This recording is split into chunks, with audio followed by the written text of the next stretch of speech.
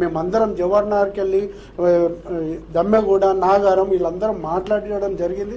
ఖచ్చితంగా 4 దిక్కులు పెట్టాలి, ఈస్ట్ వెస్ట్ నార్త్ సౌత్ పెట్టాలని మేము డిమాండ్ చేసినాం. అదేవిధంగా ఖచ్చితంగా మా ప్రభుత్వం వస్తే చేయాలని చెప్పి మా కేటీఆర్ ఖచ్చితంగా ఒక నిర్ణయం తీసుకున్నారు.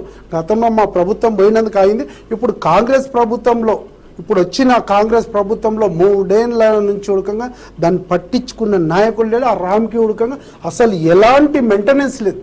ఎప్పుడు చూడు ఆ రోడ్డు పోటీ మళ్ళీ ఒక పెద్ద గుట్ట తయారైంది.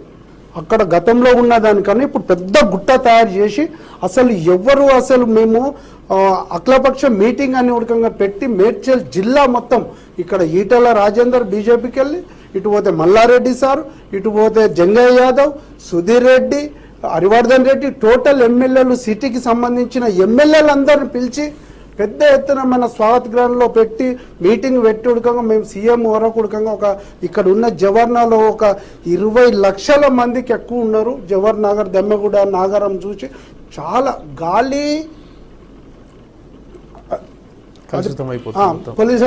పొల్యూషన్ అయింది, వాటర్ పొల్యూషనే. ఎక్కడ ఇప్పుడు పుట్టబోయే పాప ఇబ్బంది లేదు, ఆడ ఉన్న లేడీస్కి ఇబ్బంది, ఆడ ఉన్న స్మెల్ మొత్తం గుండె జబ్బులు రోజు ఒక్కరు చనిపోయే పరిస్థితికి వచ్చింది. కాబట్టి అన్ని అఖిలపక్ష మీటింగ్ పెట్టి సీఎం గారికి ఒక లెటర్ ఇవ్వడం జరిగింది అన్ని పార్టీల తరఫున. మేము ఒకటే కోరుకుంటున్నాం, ప్రభుత్వం వచ్చి 3 ఏళ్ళు అయింది. ఖచ్చితంగా ఈస్ట్ వెస్ట్ ఇప్పుడు మొత్తం గ్రేటర్ హైదరాబాద్ 3 డివిజన్లు ఎట్లా చేసిరో ఈ చెత్త డంపింగ్ యార్డ్ ఉడకంగా 3-4 చెయ్యండి, పోయింది ఏముంది.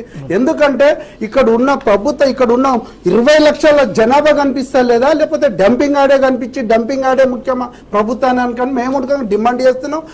ఈ ప్రజా సంఘాల కుడకంగా మేము సపోర్ట్ ఉంటున్నాం. మా మల్లారెడ్డి సార్తో మాట్లాడుతున్నాం, అప్డేట్ ఇస్తున్నాం. ప్రతి విషయంలో ఉడకంగా వాళ్ళకు సపోర్ట్ ఉండి డంపింగ్ ఆడిపోయే వరకు మా పార్టీ బీఆర్ఎస్ పార్టీ మేము కంకణ కట్టుకొని సిద్ధంగా ఉన్నాం. ఎప్పుడంటే